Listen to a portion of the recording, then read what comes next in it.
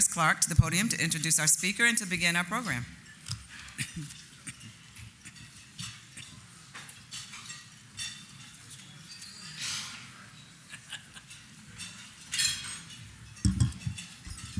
Good afternoon.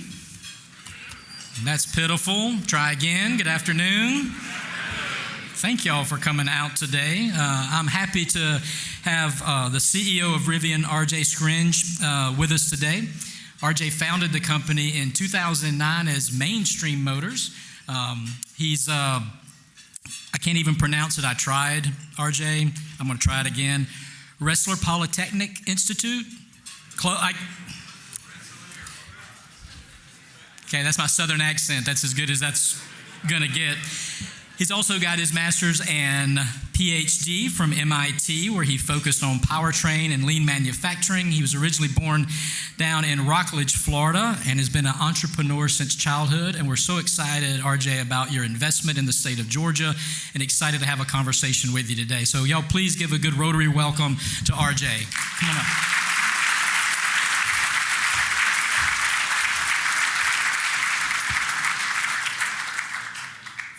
You've had a busy day, haven't you? Yeah. Welcome. Thanks for being with us. Thanks for having me. Absolutely.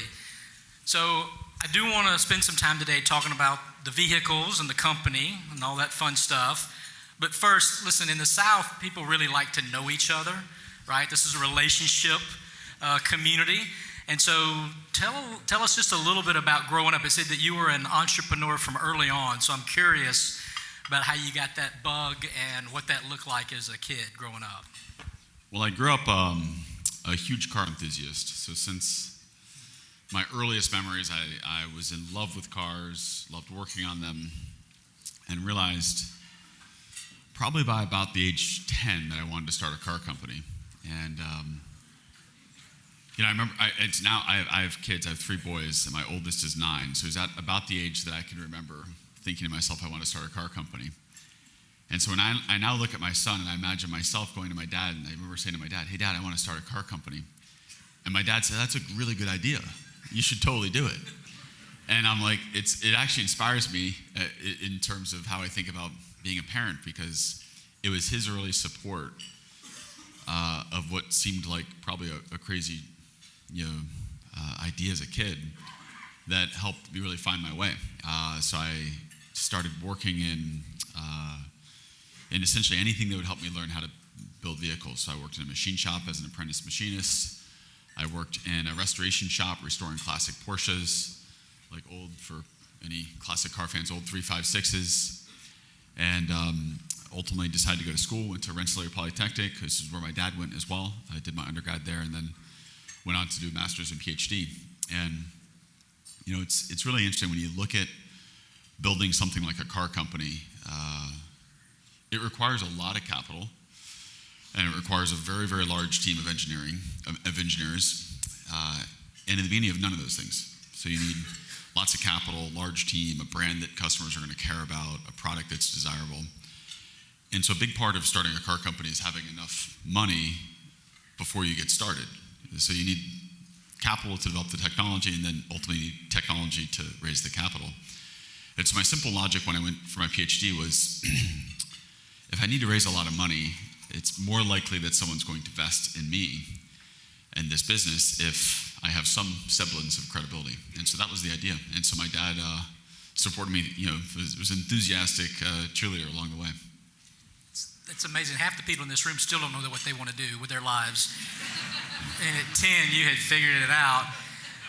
So I'm curious. So when you started Mainstream, right? What was did I get the title right in 2009? Yeah. So what was the idea? It's when you start something like this and you're dreaming about it from when you're a kid, the idea had many different versions. And so I remember when I was a kid, I imagined my idea of starting a car company was this cool old brick building.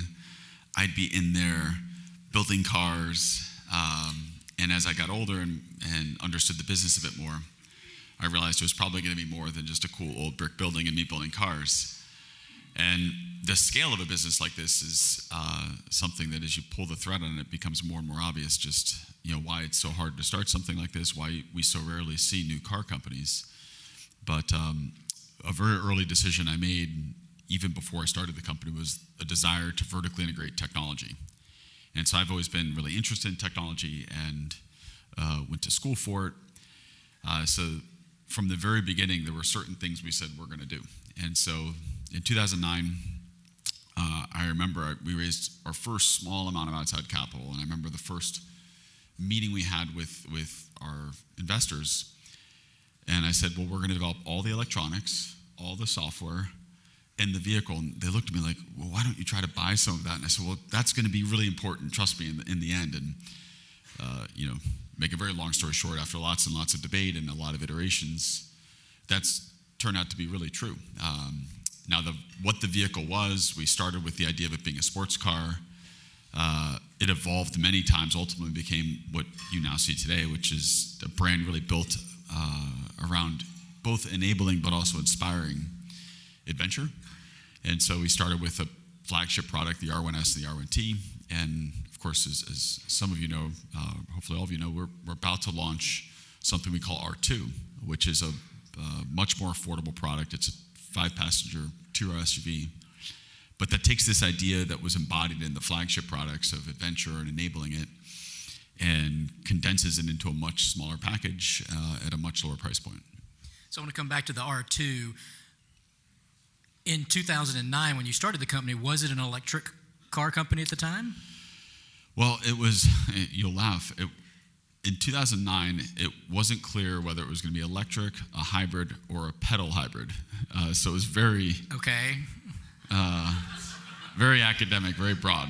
And so we narrowed in on a sports car. Then we narrowed in, initially we thought it'd be hybrid, and then pretty quickly we realized it was going to be fully electric and transitioned to SUVs and more adventure-oriented vehicles, yeah. It was lots. I mean, one of the things I say all the time with new companies is, and I now have a lot of friends and people I've advised in starting businesses, is you need to be really clear on what the big mission is, but the tactics, like the tactic of what the product is, even what the technology is going to be, you need to have a fairly high degree of flexibility because you're going to learn things, the markets are going to evolve. And so I was really clear that I wanted to build something that had meaning and had impact in automotive, but we were quite flexible on what that meant as we then went about doing the work to discover and to understand where we saw market need and where we saw an opportunity to innovate with technology. Right. All right, so here's the big question everybody's trying to figure out. Are you a technology company or an automotive company? Or are you something new? I think in the future, to me, it's I say this a lot.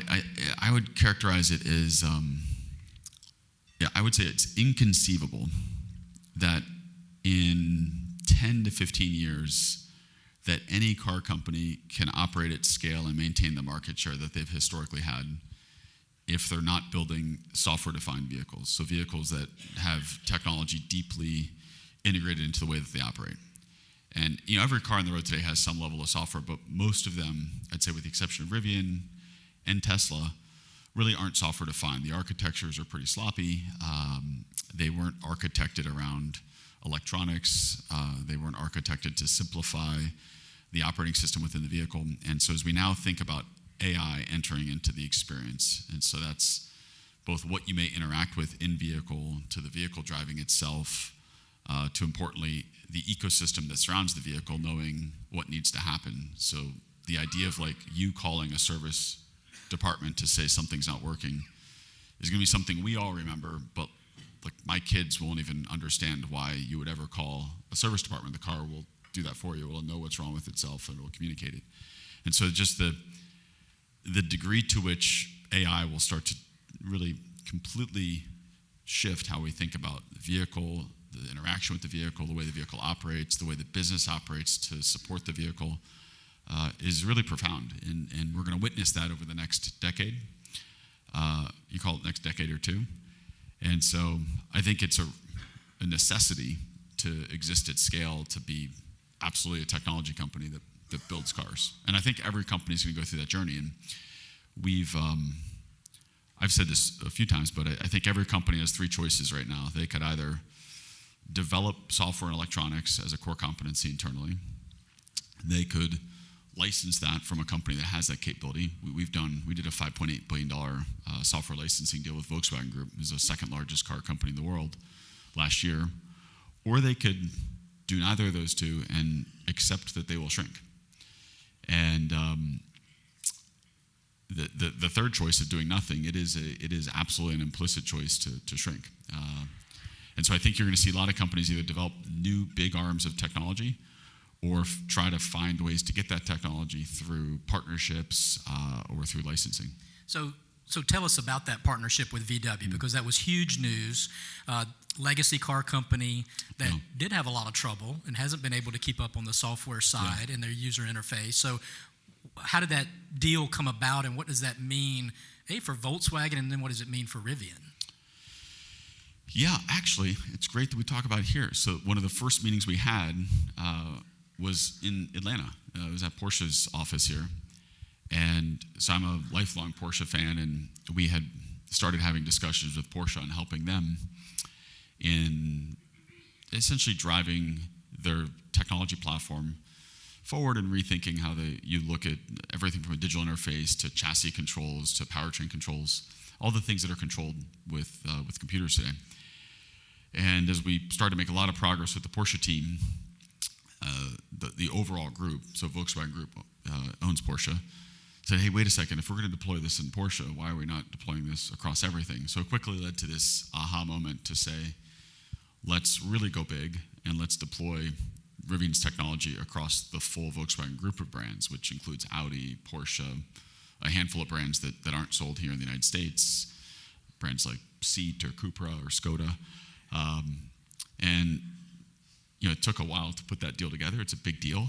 It's a complex deal.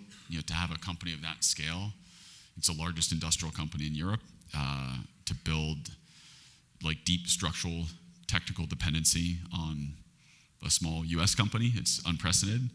And certainly it was the largest software licensing deal in the history of the auto industry. So it was a really unique deal. But it was forged, not far from here, which is pretty wild.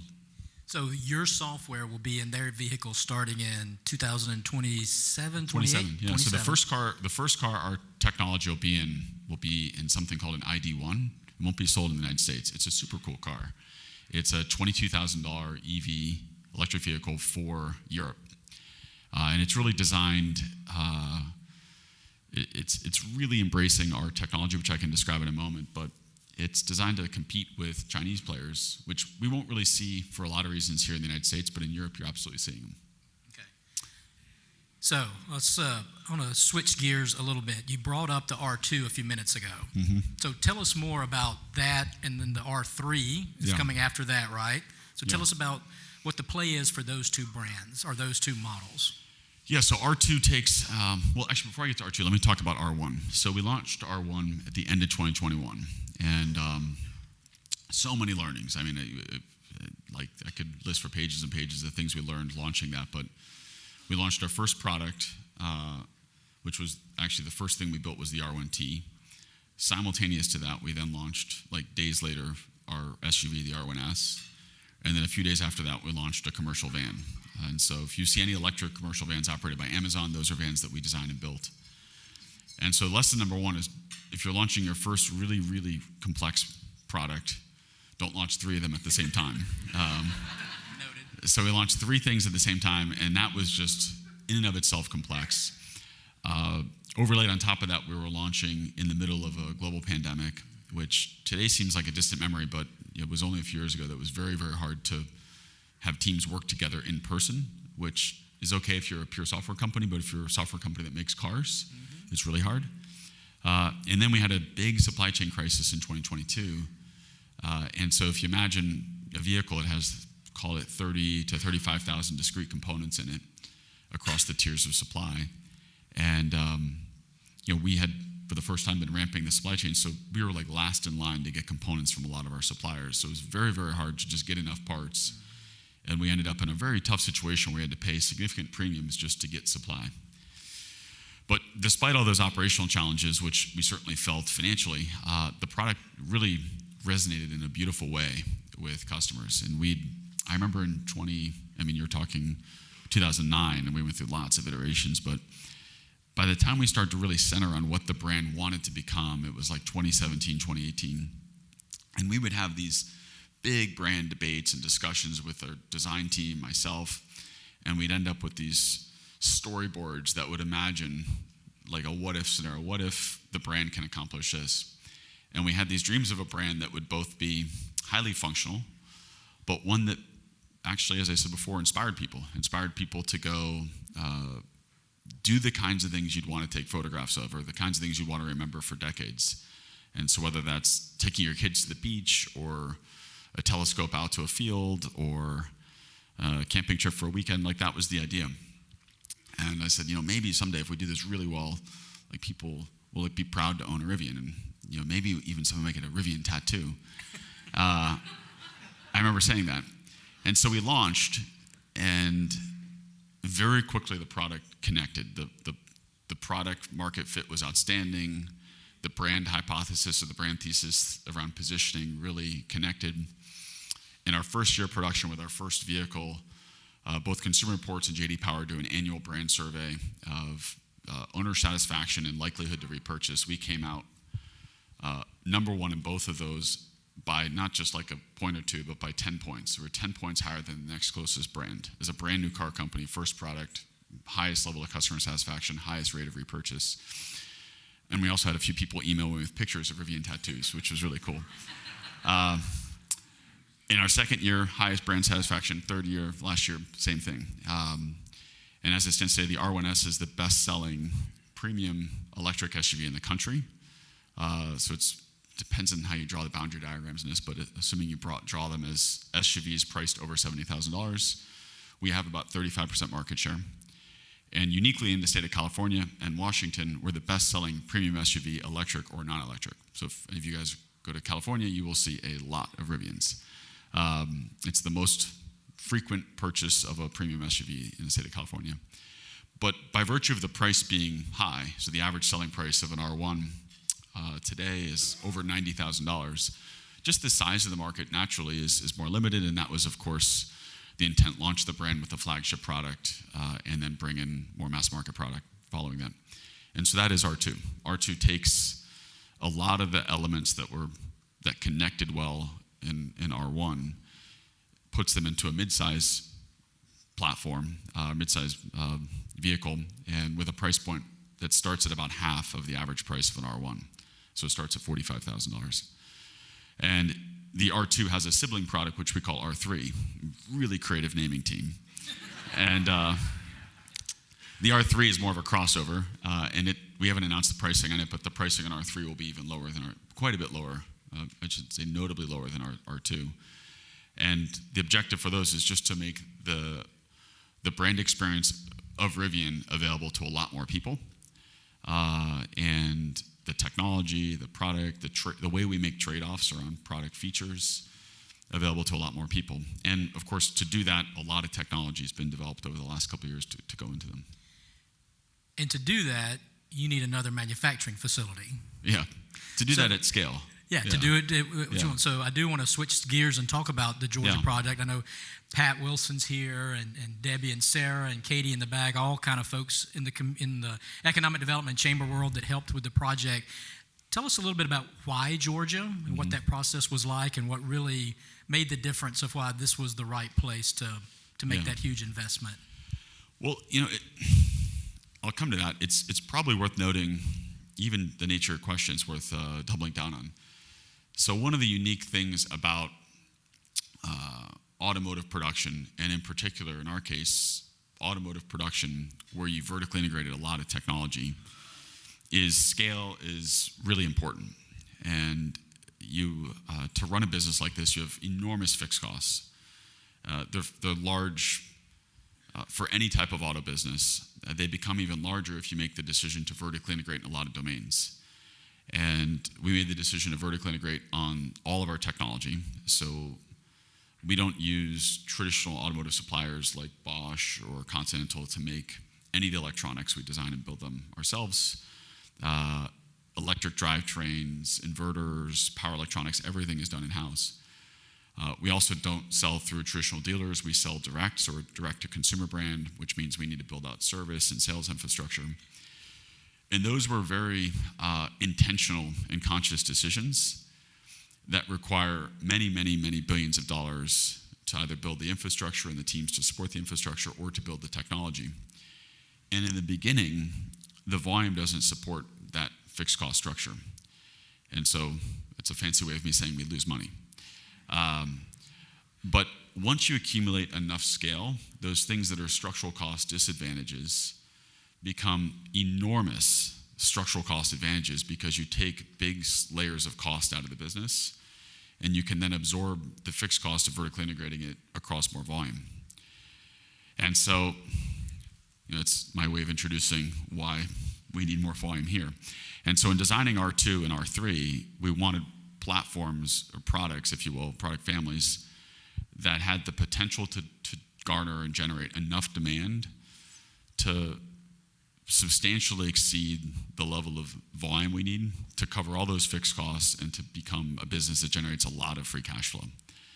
And so the first step to that is we're launching R2 out of our existing facility in Illinois. And that will have a capacity for R2 of close to 160,000 units. The plant that we're building here will have a capacity through the first two phases of 400,000 units, with the potential to grow further beyond that. And so Georgia is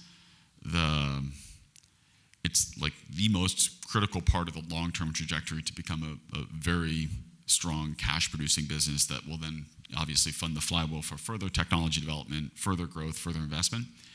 And so with the process of making the decision as to where we're going to put this very large investment, that's not a 1 or 2 year investment, but it's a generational investment that we're making as a company. It's an asset that will be in the business for a very, very long time. We spent a lot of time on that. If it's not clear, it's like that's what will ultimately fuel the growth and the profitability of the business. It's something that we're going to continue to invest in over time. And so we looked across the country, and we had a few really core criteria, things you'd expect: access to a talented workforce, logistically optimal in terms of suppliers. I met a supplier of ours just as I was sitting down to dinner or to lunch. But beyond that, there's some intangible things that are really hard to measure, and they're the kinds of things that you can sort of pick up on once you're in operation in a area, but they're hard to sense before you're there. And it's around like the energy or the enthusiasm to create or to build or to innovate. Some places have long-standing reputations for this. Silicon Valley, where we have thousands of engineers, has a long-standing reputation of being innovative and disrupting. But in the world of thinking about a business that could be manufacturing and innovation together, that was a harder question. And so I spent a lot of time talking to CEOs or operators of businesses that were here in the state of Georgia, and then specifically folks that were here in the greater Atlanta area. And over again, heard just beyond the obvious things we can measure, things like Georgia Tech and some of the academic programs that exist here, just the vibrant nature of the community that's here. And so as we pulled the thread on that, we just became more and more enthused around that. And ultimately the decision was based on that. It was based upon the belief, the deeply held belief we had that the business is going to win based upon the people we can recruit. And we think that being in Georgia and being in the greater Atlanta area is going to position us in the best way possible to recruit both people from this area, but also pull people into this area. So tell us a little bit about your vision for the East Coast headquarters facility here. So it links to the last question. So another ideal outcome we were hoping to achieve was in our scaled plant, that we would be able to co-locate in close proximity to it technology and corporate office that's covering everything from AI in the business, AI in the products, to thinking about designing the back ends for how we run this large-scale business. And there are a number of places that are great for manufacturing, but would be very hard to recruit to recruit for in terms of the technology teams. This site in Georgia was unique in that it would allow us to have both. And so we made the decision in the plant. We hoped, fingers crossed, we'd be able to complete the second part of that, which is to put our East Coast headquarters here as well. And we recently announced that. We now have this awesome spot right on the Beltline. And so we had an all-team get-together there. And a bunch of our team from California were like, man, this is really nice. We don't have this in the Bay Area. And it was sort of funny. We're all like, so who's moving? And that's why we're the best place to do business 12 years in a row, right, Pat? But I mean, jokes aside, that's an important point. Again, if you're in the business of talent, which we all are, being able to recruit people, not only that are from here, but that come here and say, this is where I want to raise my family, this is where I want to spend my time, is really important. Yeah. So, cognizant of the time that we've got left up here, and I think we want to take some audience questions too, but obviously your competitors in the market right now have started to make changes based upon what's happening with the federal tax credits, tariffs, and everything else in a very disruptive environment. A lot of people pivoting back to hybrids or changing. What's your outlook? What's this impact of the tax credits and just the general feeling in Washington right now? Well, yeah. Sorry, that might have been a loaded one for you. That's an easy question. We'll end on that in 30 seconds. Well, I guess just for the benefit of the group, there was a tax credit in place as part of the IRA program that provided $7,500 tax rebate at the time of purchase for an electric vehicle, provided you were under an income threshold and provided the vehicle price was under a price threshold. That ended at the end of September. And so not surprisingly, we saw a lot of demand get pulled from October, maybe even the early parts of November. People that were thinking about buying a car pull into September. Sort of obvious. If you're going to buy an electric car, you should have bought it before September 30th. And so there's a short-term impact from that, but I do think in the fullness of time, it doesn't change any of the outcomes, and in some ways it simplifies. I don't necessarily, without commenting on whether I think it's good or bad for the U.S. auto industry, I would say in the long term or medium to long term, it actually simplifies things for Rivian in that in addition to that tax credit, there were a number of requirements that manufacturers get to a certain percentage of zero-emission vehicles. And companies that made only EVs, like us or Tesla, would generate a lot of excess of these credits, and we'd sell them. 100% margin credit sales. And so in our case, we would sell hundreds of millions of dollars worth of credits. In Tesla's case, they'd sell billions of dollars worth of credits. That drove a lot of, call it unnatural behavior. And the most explicit example of that is if you saw an electric vehicle from another manufacturer with a lease rate of like $39 a month, it was really disruptive to the marketplace because it would drive consumers to behave in irrational ways or expect irrational things. But that wasn't the company making money. That was the company making a decision to say, we have a product that's EV, that's an electric vehicle. It's not very desirable. It's not selling very well. So we can either not sell that and have all these fixed costs that are lost, or we can essentially give it away as a way to earn a credit and not have to go generate the credit by buying it from Rivian or Tesla. But it was a weird dynamic to be selling Rivians and then be like, well, did you see that thing from that company you could buy for $49 a month? And so that's all going to go away. And so what I think you're going to have is you are witnessing it. You're going to see a lot of manufacturers step back pretty aggressively from electrification.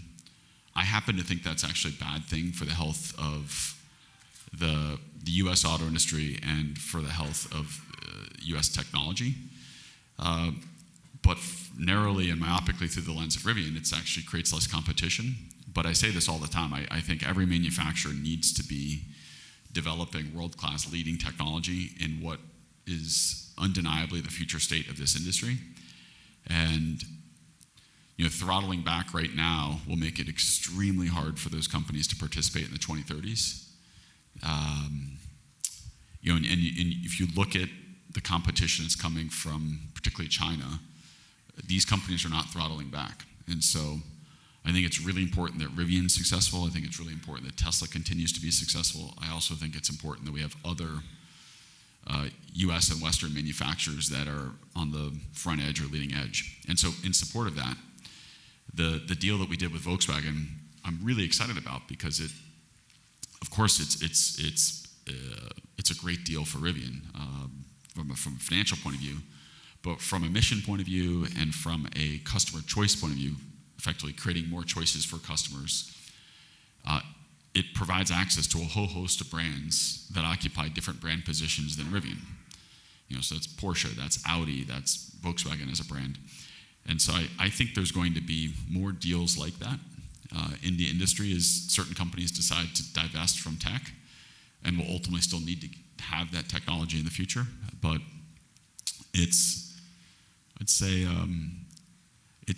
I'm actually surprised at how fast some of the companies have turned off future technology programs and gone back to historical programs. I think in the short term, certainly it's going to be positive for cash flow. In the long term, I think it's very negative for their scale. Thank you, RJ. Kathy, you want to? Yes, so I invite any Rotarians to come to the microphone, ask questions, and we already have someone at the microphone, so go right ahead. Hi there. My question is about autonomous driving. So 3 things. One is, what is Rivian doing with that, and where are you headed with it? And then I'm going to ask you to make 2 predictions. When do you think will be the last time a human drives a taxi or an Uber or something for hire, a car for hire? And when do you think the last time would be when a human will own a car for exclusive use, for their own use? That's a long question. That's a loaded question. Yeah. Taking your notes. All right, so let's talk first on autonomy as a technology. So when I look at the future, and when we as a company look at the future, there's 3 trends that we think are on their own. They're independent. There's no technical reason they're aligned, but by coincidence, because they've come about at similar times, often they can consolidate into one vehicle. And so that's the electrification of the auto industry. We view that as a trend that has an asymptote of 100%. The move towards software-defined architectures, and I think that's self-evident, but it's the number of vehicles that won't have deeply integrated software, and for that matter, AI into their ecosystem, will be very small. And then lastly is autonomy. And so we think the future is electric, autonomous, and connected. And because of that, by far, our biggest investment area is autonomy. And this is a long question, and we could spend the next hour on this, but I'm going to try to do it in 2 minutes. 2 minutes to describe the technology. So autonomy has been a topic that's been looked at since like the early 2010, 2011 timeframe. And up through 2021, the way that autonomous systems were developed, everything, whether it was a Waymo, Tesla, even what Rivian launched with, let's broadly characterize that as AV1, Autonomous Vehicle 1.0. And the way these systems were designed, and this was before we discovered and developed modern transformer approaches, but they were designed as essentially you'd have a perception platform. So depending on the vehicle, if it was a personally owned vehicle, it'd have mostly cameras. If it was something like a future robotaxi, have cameras plus LiDAR plus radar. But a perception platform that would identify all the objects in a scene. So that's like people, bikes, cars, trucks, buildings. It would classify those objects, as I just quickly did there, and then it would associate a vector with each of those objects. So acceleration and velocity in X, Y, and Z for all those objects. And so that perception platform would have this stream of objects being fed into what was called a planner. And the planner was a human-written description, so it was code, software that tried to describe the rules of how to operate. So I'll oversimplify here to illustrate the point. That's a person, do not hit that person. That's a car, do not hit that. That's an open lane, you can drive forward. This is the speed, maintain velocity below this speed. So it was very much a rules-based environment written by hand, written by developers. And as a result, the systems took a lot of time to develop and required a tremendous amount of tuning if you went from, let's say, San Francisco to Atlanta or Atlanta to London, because the idiosyncratic differences between how you behaved on those roads need to be captured into the planner.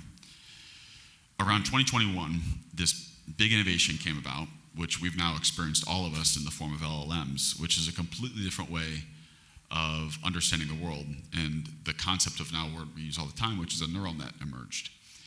And the idea of building very, very large, multi-billion parameter models that would learn in a multi-dimensional latent space how something works. So LLMs have learned everything. Essentially, we trained LLMs on the internet. Everything that the internet knew, an LLM now knows. Or anything that was written in a book, an LLM will know. And we didn't do that by huge teams of programmers writing down a bunch of if-then statements to say, like, if someone asks about diabetes, this is what it is. We did it by defining a way to ingest information in the way that our human brain does into this multidimensional neural net that defines it defines intelligence as we know it today. And so that approach that we saw unfold in front of our own eyes, for those that were like early adopters, like ChatGPT 2 to ChatGPT 3 to the big one that everybody remembers is ChatGPT 4. That same complete technology revolution happened in autonomous vehicles, where AV 2.0, which started in like 2021, does not have a planner. It doesn't have a set of rules that are written by a human. In fact, it's built on what we now call an end-to-end model. So you have a model that's accumulating lots and lots of data, and that data that's coming in is being triggered and identified and then used to teach a multi-billion parameter model as to how to drive, in much the same way that you would teach a 16-year-old to drive. And in order for that to work, you need complete control of your perception stack. So you can't have third parties that act as abstraction layers in your camera stack or in your LiDAR or your radar. You need a lot of inference capability to collect the data and then move the data into the cloud. And then once it's in the cloud, you need, as everyone here knows, a lot of GPUs to train the model.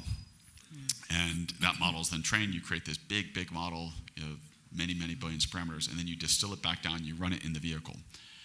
And the reason I describe that, I know that I took more than my 2 minutes, I'm sorry, it's a complex topic, is we're at like such an early stage of that new model deploying. And you see there's Waymos in the city today. These are running, I know the guy who built the model, these are running on a foundation model that generalizes very quickly. And so if you look at what Waymo did from 2015 to 2021, it took forever to just add individual roads in San Francisco. They're now appearing in cities because the ability to learn has been generalized. And so we recognized this shift was coming. What Rivian launched in 2021 was an AV 1.0 solution. So it was a complete throwaway platform. And we started working in 2021 on our next gen system, which we launched the hardware on last year. And so we developed all the cameras, a radar platform, and a compute platform, and started quickly accumulating data from that fleet. So if you have a Gen 2 vehicle, thank you, because you're helping to train our model. If you have a Gen 1 vehicle, I'm sorry your features aren't getting better, but buy a Gen 2. But the Gen 2 vehicles are part of this fleet, and so we have a big autonomy day we're going to host in about a month, and we're going to pull the curtain back on everything to show just what the potential is. But there's only a handful of companies that have vertically integrated perception platforms with the ability to accumulate a lot of data. So of course Tesla's the biggest. They have a more constrained sensor set. They're camera only for reasons we can spend more time on, but I would say I disagree with. But it's secondary to the fact that it's a neural net based approach. Waymo had to pivot mid-flight to a neural net based approach. They have a teeny fleet. As many as you see, there's only a few thousand cars in our fleet. And we have what is actually the second biggest fleet in the United States for data acquisition, with by far and away the best sensor set. So we have 55 megapixels of cameras in every Gen 2 R1 that's on the road. That's about double the next closest. Those are coupled with the only 3D imaging radar in the front. And so we're building a brain on how to drive. And the question of robotaxi versus personally owned, which was the last question you said, like how soon do I think all taxis will be provided by through autonomy? I think that's going to happen quicker than we think, and we have a few markets to prove that. I'm sure you're probably beginning to see it here, but in San Francisco, which was ground zero for this development, today 2/3 of the ride shares in San Francisco proper are provided autonomously. And if anybody's been in a Waymo, you quickly realize you much prefer it over a human driver because you don't have to worry about somebody listening. Maybe there's maybe something else is listening, but at least it's not as personal. I'm kidding. Waymo does not have any mics listening to you. It's just a joke. We think, but you have the privacy. You don't feel obligated to have a conversation, and so if you look at the survey business, it is overwhelmingly in favor of autonomy as a rideshare provider versus a human. And so I think that will happen over the next more than 5, less than 10 years. You'll see essentially everything shift entirely to autonomy. Now the second question, which I embedded in the question, I actually disagree with some of it, and I'll explain why. The question was, when do we think the last owned vehicle will be out there? Meaning, assuming everybody moves to rideshare. And just to give some statistics, so today, around 99% of the miles driven in the United States, which is over 10 trillion miles a year, over 99% of those are in things that we own. Meaning, around 1% is the aggregate summation of rideshare, taxi, rental car, shared vehicle. And I used to think that autonomous robotaxis would make up a lot more. I used to think half the country will just stop owning a car and move entirely to rideshare. I do think that will grow, but I think the predominant method of consuming miles in our country is going to be in things that we own, frankly, because we're such a wealthy country. And so think of it from all of your perspectives and that of your friends' perspectives. If you have the choice to buy something for $30,000 or $40,000 and have it be yours, meaning your car seat stays in it, your gym bag stays in the back, it's always in your driveway, you don't have to worry about it smelling when you get into it, it's just yours. I think most people are going to still say yes to that. Now, it could completely drive itself. It could go pick your kids up from school without you in it. It could take your son to basketball practice without you in it. But I think we're going to see a very high level of personally owned, fully autonomous vehicles. But I don't know. Yeah, maybe it goes from less than 1% to 50% of rideshare. Maybe it goes less than 1% to 10%. But regardless of what the consumption model becomes, the technology is the same. The car has to be capable of driving itself empty, meaning without a person in the driver's seat, and that is going to happen. That's not some science fiction that I'll see when I'm 90 years old. That's something we're going to see in the next decade. And I guess I'll finish my long answer to this question with one thing, which is the rate of progress that we've seen in autonomy and technology in vehicles over the last 10 years. So if we look back and look at where we were in 2015, or even make it the last 20 years, look back to where we were in 25, and imagine what the next 10 to 20 years are going to be, the slope of change of that curve, I would characterize as being many orders of magnitude sharper than what we just witnessed for the last 10 to 20 years, many orders of magnitude sharper. And of course, it's underpinning that is some big technical innovations that are hard to fully appreciate, but they're going to change everything about how we think about the car. And that's, of course, transformer, based in coding, and a lot of the AI innovations that we saw come out of academia in the last just a couple of years. I mean, that's what's so cool. It's like a few years old. Transformers are a few years old. So, my goodness, imagine what the next 20 years look like. I'm going to scrap my question to keep us on time, but I have to make an observation to my friends here, which is tell your kids to be entrepreneurs, not professors, even though, as you said, great things come out of academia, because you and I have two things in common and one thing not in common. We're both tall, we both have MIT PhDs, but I became a professor because Way to Business School at Emory professors get zero equity. I have no equity. You led the largest IPO in at least 10 years, and you lead a company with an $18 billion market cap. So if I was coming out of MIT at age 26, and if I had your talent, I would have followed you. So thanks for this talk.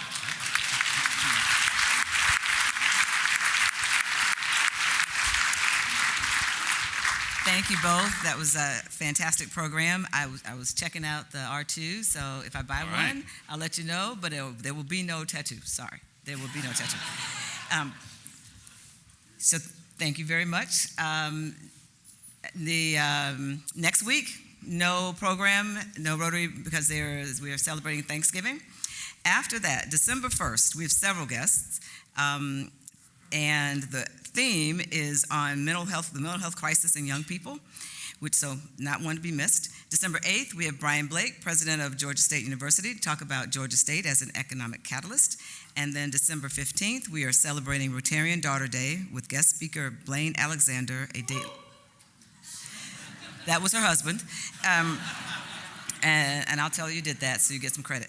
And she's a Dateline correspondent. So thank you very much. We'll see you on December 1st. We are adjourned.